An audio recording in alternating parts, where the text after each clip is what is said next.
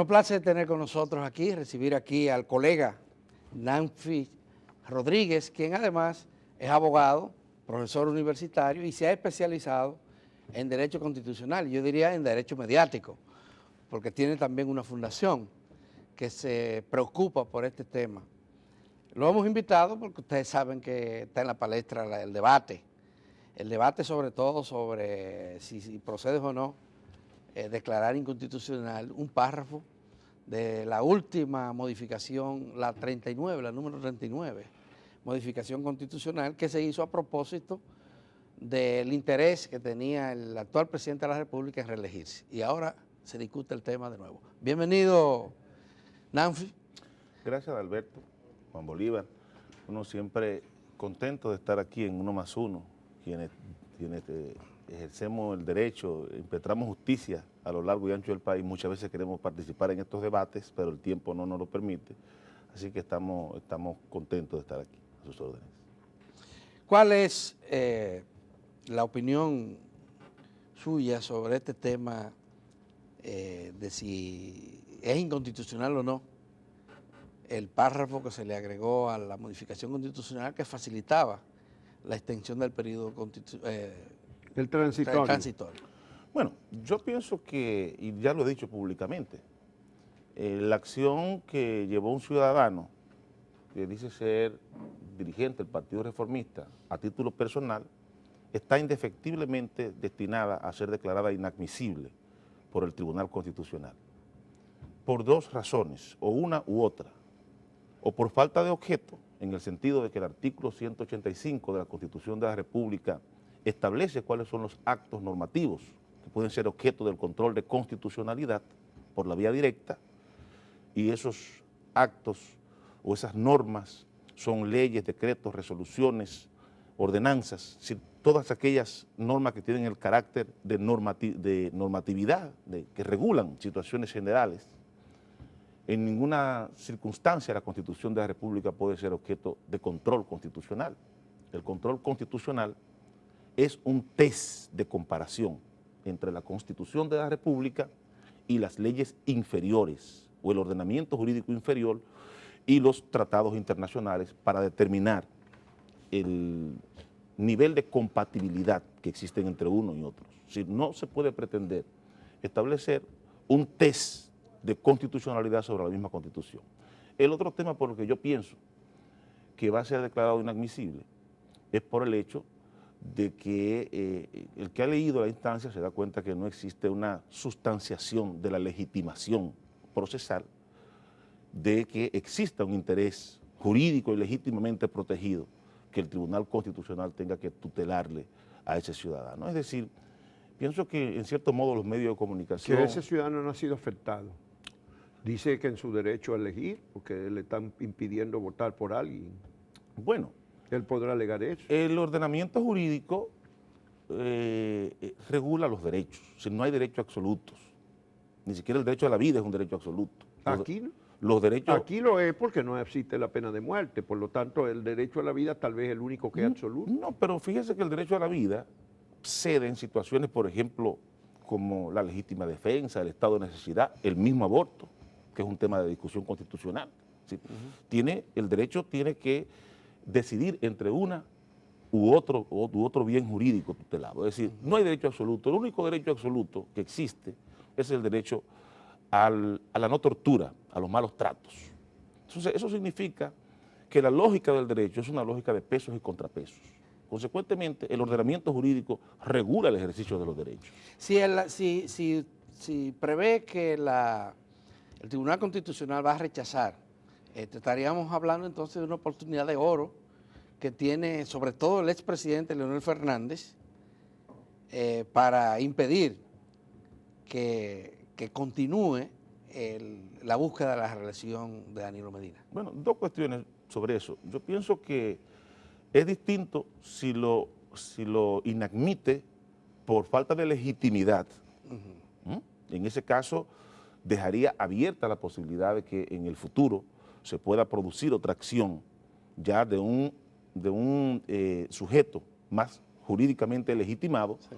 Y otra cosa es si lo inadmite por falta de objeto, porque el artículo 185 de la Constitución establece que el recurso de inconstitucionalidad no procede contra la propia Constitución de la República. En ese caso, en ese último caso, cerraría el debate. Es decir, el Tribunal Constitucional establecería En otras el precedente. palabras, para fines populares, digamos, de la gente que no es experta jurídica, que no está viendo esta entrevista, lo que quiere decir es que lo que se pueda derivar o aducir como inconstitucionalidad tiene que ser algo que vaya en contra de lo que está establecido en la Constitución. Así es. No de algo que está establecido en la Constitución. No. Porque ¿qué? 8 jueces o 9, ¿cuántos son? 12. 13 jueces no pueden estar por encima de los constituyentes, que fueron en este caso 222. O sea, 222 constituyentes que hacen la Carta Magna no pueden estar sujetos a la decisión de 13 jueces, en términos de lo que ellos pusieron en la Constitución. Lo que usted hizo, Juan Bolívar, plantea la cuestión del poder constituido y el poder constituyente. El poder constituido es una expresión de los poderes públicos en ejercicio. Es una expresión del principio de representación. Es decir, la democracia se ejerce a través de la representación. Y el poder constituido directo, el que representa la soberanía popular, está representado por los legisladores que se convierten en asambleístas para reformar la Constitución de la República. Hay un principio básico en derecho constitucional. El poder constituyente se impone al poder constituido. Esa es la base de la democracia republicana. Hablar de que los jueces del Tribunal Constitucional pueden revisar lo que hicieron los constituyentes. Lo que hicieron los constituyentes, eso plantea obviamente un conflicto, una gran tensión sobre el tema de la democracia misma, de la democracia representativa. Yo no creo que el Tribunal Constitucional se vaya a embarcar por un camino como ese. Pero además, hay que decir una cosa, Adalberto y Juan Bolívar. Esa tesis del tema de la inconstitucionalidad de la Constitución, que es una tesis alemana, que hizo un profesor alemán llamado Otto Bachow, con el objeto de explicar por qué la Constitución alemana pues no prestaba la atención a los derechos fundamentales y se concentraba en la parte orgánica del tema constitucional, en el tema de los pesos y contrapesos, y eso permitió entonces las atrocidades que se produjeron en Europa en medio de la Segunda Guerra Mundial. Esa es una tesis que ese profesor hace con el objeto de explicar un fenómeno político y un fenómeno humanitario fratricida que se produjo en Europa. El propio profesor Otto Bachow, ya en los años 70, pues renegó de la tesis, dijo que ya no tenía sentido, que no se puede comparar la Constitución en la parte orgánica y el dogma de los derechos fundamentales para decir que hay disposiciones o que hay parte de la Constitución que tienen un significado superfluo o que son inferiores frente a otros. La Constitución se interpreta como un solo cuerpo. El significado de la Constitución es que es un acto normativo. Pretender que existen normas que son inconstitucionales dentro de la misma Constitución es un absurdo. Porque se referiría inconstitucional, quiere decir que no es cónsono con la Constitución. En este caso, si la Constitución fuera inconstitucional, ¿en relación a qué?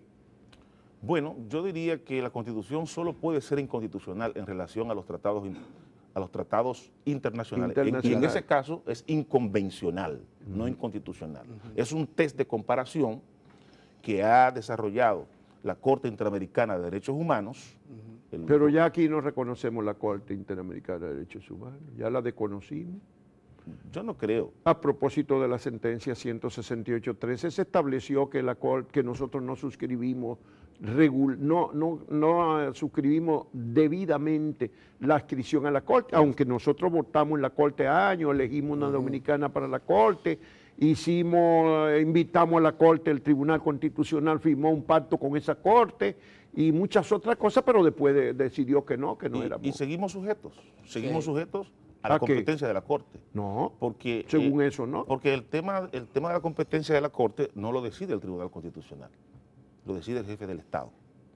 Es decir, nunca se tramitó, entonces, el acto de desafección, decir, la comunicación y se agotó el trámite preceptivo que establece el Sistema Interamericano de Derechos Humanos para renunciar o denunciar la competencia de la Corte. Pero volvamos al tema. Yo diría que ese fue un acto más político que jurídico. Pero no se ha hecho, no se ha tramitado. No, nosotros seguimos sujetos a la competencia de la Corte. O sea, seguimos y el Tribunal Constitucional sigue citando la jurisprudencia de la Corte Interamericana de Derechos Humanos como una jurisprudencia vinculante y orientadora para el derecho. El mismo tribunal que lo desconoció a la Corte. Así es, en sus sentencias. Bueno, pero es que, bueno. Ya. Pero volviendo al tema de que nos ocupas ahora, el tema de la reelección y el tema del recurso de inconstitucionalidad que ya ha sido depositado en el Tribunal Constitucional y aceptado, porque se le ha dado curso, se le está dando curso. El Tribunal Constitucional ha perdido la opinión del Senado de la República y del Procurador General de la República. Y se supone que va a decidir, va a emitir un fallo frente a este recurso. ¿Qué es lo que se espera? Bueno, decía que había dos posibilidades, que lo va a rechazar de acuerdo a su punto de vista, ¿verdad? Es inminente el rechazo. En el caso que se rechace, que podría quedar abierta la posibilidad, decía usted, de que vuelva a ser sometido a otros recursos. Bueno, el tema de la recepción de parte del Tribunal Constitucional es un tema que tiene que ver con el procedimiento que ha creado la ley de los procedimientos constitucionales. Es decir, en República Dominicana no hay una cámara de recepción, como pasa en otras jurisdicciones constitucionales, en la que se determinan los méritos previo a pasar al Pleno. Antes de pasar al Pleno. Aquí todo lo que se somete al Tribunal Constitucional pasa directamente al Pleno, tiene que ser instruido. Es más, ahora mismo se pudiera producir el desistimiento de la persona que interpuso el recurso y el recurso sigue su curso. Es un tema del procedimiento. El representante del Procurador General de la República pudiera no opinarlo y el recurso sigue su curso. Sí, es decir, hay que hacer la instrucción, hay que hacer la audiencia y posteriormente a todo este proceso. ¿Y el Senado por qué tiene que opinar sobre eso? Bueno, porque el Senado es que representa la presidencia de la Asamblea Nacional Revisora. Entonces recuerda que es un recurso que pretende invalidar una decisión de la Asamblea. Impugnar una parte de la Asamblea. Bueno, pero jurídicamente hay dos cosas. Se puede argumentar, y es lo que argumentan algunos, que es un transitorio lo que le prohíbe al presidente y que ese transitorio no es como la esencia misma de la Constitución, porque es transitorio. Entonces no es igual a que si fuera un artículo. Que por otro lado hay un artículo en la misma Constitución que dice que se puede reelegir por 2 periodos consecutivos y nunca más el presidente. Ahí bueno, como que queda algo flojo. Bueno, lo primero que para impugnar en derecho cualquier norma hay que aportar las pruebas de la irregularidad que permite hacer el juicio de constitucionalidad o el juicio jurídico. Lo primero que habría que ver si ese transitorio fue sometido al procedimiento preceptivo de la reforma constitucional. Las lecturas que dice el mecanismo de reforma constitucional. ¿Y fue sometido? Claro que fue sometido. ¿O fue que alguien lo sacó al último momento y lo puso ahí como un transitorio porque pudiera haber ocurrido eso? No solo fue sometido, sino que fue una iniciativa del Partido de la Liberación Dominicana. Es Reinaldo Pared Pérez quien se para en la Asamblea Revisora. El secretario general del PLD y hace la propuesta del transitorio como una propuesta oficial del Partido de la Liberación Dominicana. Pero yo quiero sobre eso anotar, Juan Bolívar. Él fue que hizo la propuesta. Él fue que hizo la propuesta. Y está consignado en las actas de la Asamblea Revisora del 2015. Es decir que... Pero yo quiero, sobre ese tema del transitorio... Se puede decir que no contó con la aprobación del presidente, que el afectado, porque el afectado es el presidente Danilo Medina. Bueno, cuando el presidente de la República produce un discurso en junio del 2015 aceptando la reelección, la reforma ya hecha, consumada para la reelección, dice, no solo dice, jura ante Dios y ante su compañero de partido que él se presenta por última vez, que sabe que esa reforma constitucional y haber aceptado la reelección presidencial, pues implica que definitivamente él se presenta por última vez a la reelección. Pero no dijo que él aceptaba el transitorio, ¿o dijo eso? Es que sí, lo que nosotros pasamos ahorita. Tal vez lo podríamos tener pero ahí. Pero dijo específicamente que aceptaba el transitorio. Él dice que se va a retirar de la política. No, eso sí, pero él puede aducir mañana que él dijo eso y ahora digo otra cosa. Porque él dice que él estuvo de acuerdo, no solamente estuvo de acuerdo, sino que propuso esto. En todo caso, el carácter normativo de la Constitución no necesita que ninguna persona, ni aún el presidente de la República, lo acepte. Diga que está de acuerdo o no. La Constitución de la República es un acta esencialmente normativa. Es un acta que se impone. Es más, la Constitución de la República es tan normativa que la Constitución no reconoce derechos adquiridos. Fíjese usted que la Constitución, la reforma constitucional del 94, produjo el recorte del periodo del presidente Joaquín Balaguer, luego de haber sido elegido en unas elecciones bastante cuestionadas. Es decir, la Constitución de la República, su característica básica es la imposición inmediata y el efecto inmediato que tiene la reforma constitucional. Pero yo quisiera... Bueno, en esa ocasión también hubo juristas balagueristas y algunos que se pretendían independientes que adujeron que eso violaba los derechos constitucionales. El hoy ya fenecido doctor Pina Acevedo interpuso un recurso en constitucionalidad que fue ponderado. ¿Y cuál fue la suerte de ese recurso, sabes? Yo no me acuerdo. La Suprema Corte de Justicia hizo una ponderación y le dio por la rama, es decir, obvió la situación porque era una situación de carácter política. Sí. Pero yo quiero hacer una anotación importante por lo que Juan Bolívar dice respecto del tema de los transitorios. Bueno, porque habla del transitorio y en algún momento incluso el expresidente de la Suprema Corte de Justicia, Jorge Suberuiza, dijo que eso era como ripios. Un ripio. Ripios. Y eso denota una incomprensión de lo que se llama el derecho transitorio. Eso es normal. Esa no es una situación exclusiva de la República Dominicana. En la mayor parte de las constituciones, una vez se produce una reforma constitucional, se crean situaciones nuevas y se dejan pervivir situaciones viejas, hay que establecer una serie de normas que son consignadas en la parte final de la Constitución de la República en epígrafes como las disposiciones generales, las disposiciones transitorias y las disposiciones finales de la Constitución.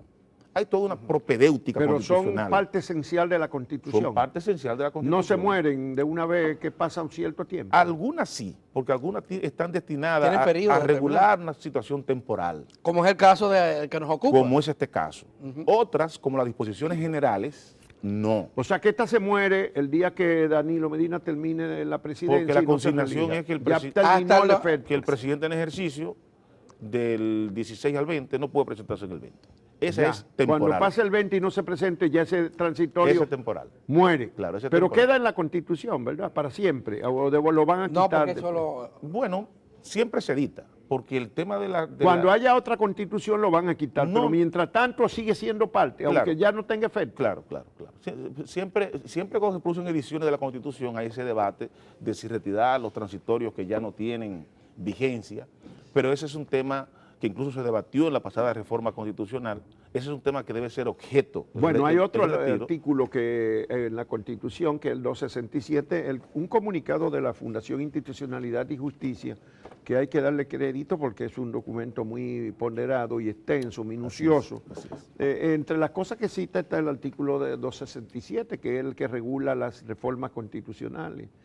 Y dice específicamente que la reforma de la Constitución solo podrá hacerse en la forma que indique ella misma y no podrá jamás ser suspendida ni anulada por ningún poder o autoridad, ni tampoco por aclamaciones populares. Eso de ningún poder incluye al Tribunal Constitucional. Claro. El Tribunal Constitucional es parte de los poderes constituidos. El mecanismo de reforma constitucional establece cuál es el procedimiento. No había que mencionar ahí el Tribunal Constitucional, al decir por ningún poder ni autoridad incluye... Está claro, no solamente eso.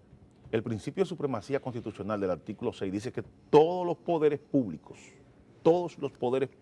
y personas que ejercen potestades públicas están sujetos a la Constitución de la República, claro. Norma suprema y fundamento del Estado. Incluyendo, por supuesto, al Tribunal Constitucional que está instituido en esa Constitución. Estamos hablando de la sujeción de todo el poder público, incluyendo el Tribunal Constitucional. Pero se podría decir, Nanfi, que esta no es una suspensión no sería una suspensión ni anulación, sino de una partecita nada más. Y entonces algún leguleyo va a decir, eso no es una suspensión de la Constitución, ni es una anulación, como dice ahí, porque es solamente una cosa transitoria. Es que la Constitución no tiene partecitas.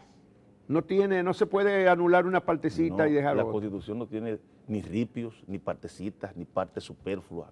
La Constitución es un cuerpo uniforme.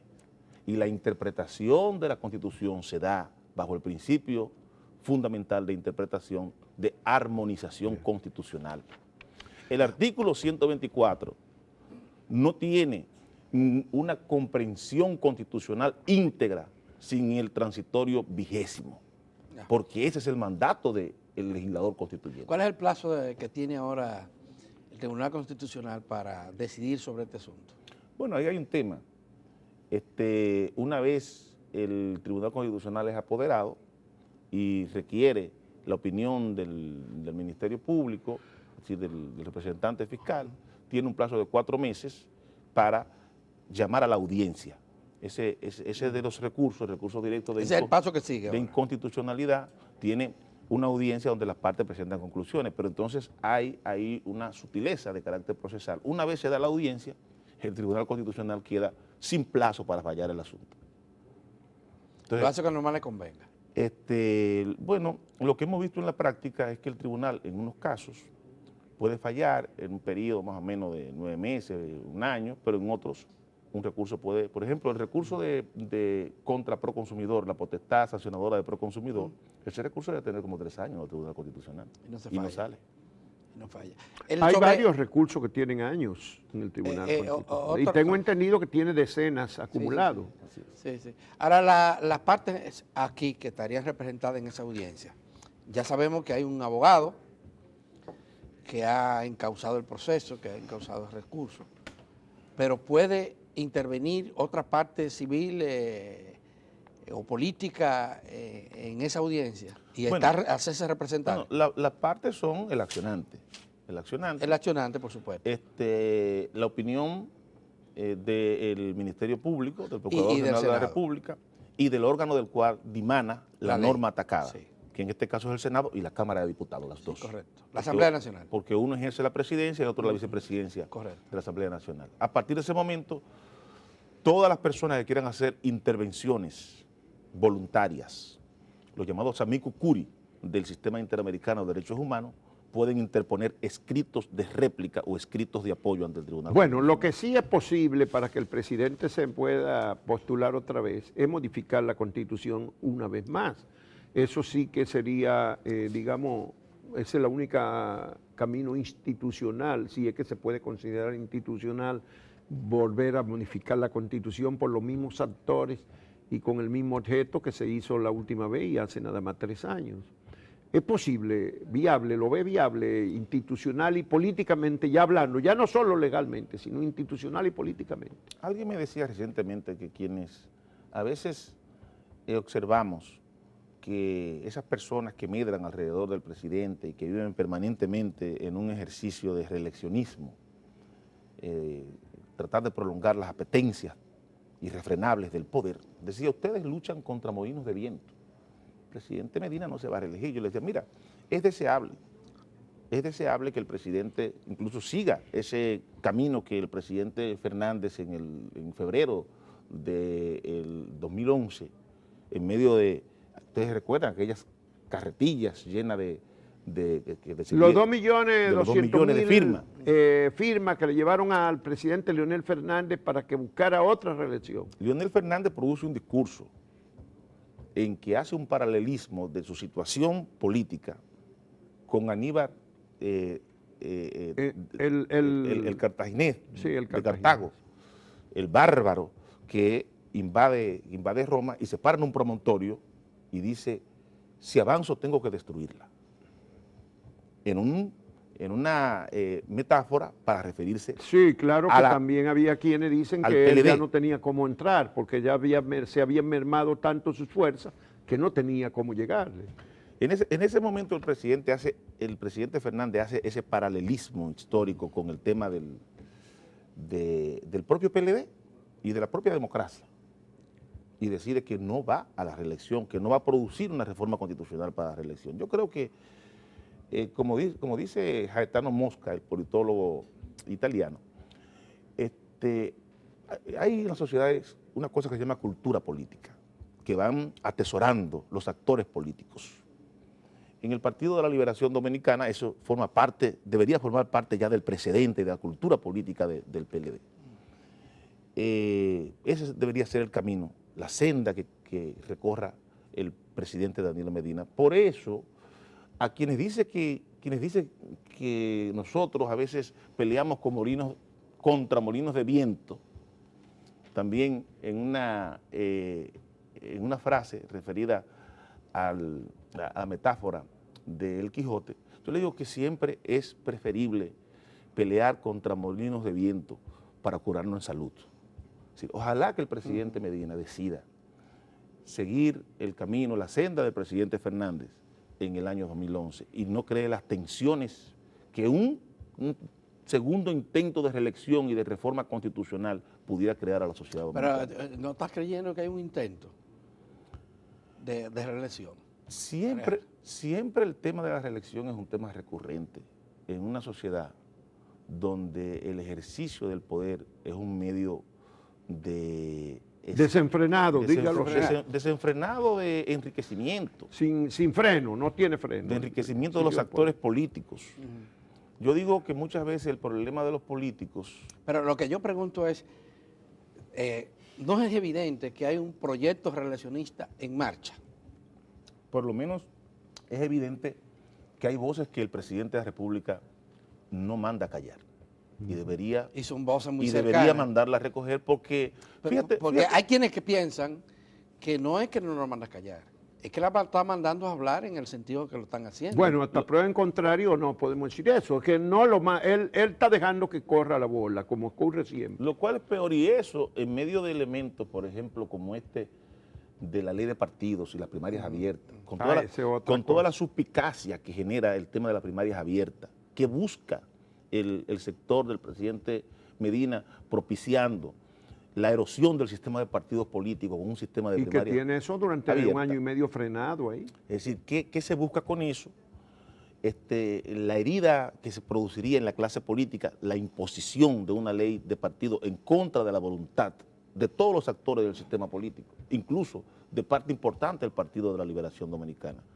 Todos esos son elementos que crean mucha inseguridad respecto del clima y la calidad de la democracia y del ejercicio del poder actualmente en la República Dominicana. Se nos acabó el tiempo. Muchísimas gracias al doctor Nanfi Rodríguez, periodista de profesión originalmente, abogado después y experto en Derecho Constitucional, que ha estado muy metido en los debates constitucionales en los últimos tiempos, que tiene una fundación sobre el particular. Muchas gracias por habernos acompañado esta mañana y te deseamos muchos éxitos. Salud a ustedes, muchas gracias. Gracias.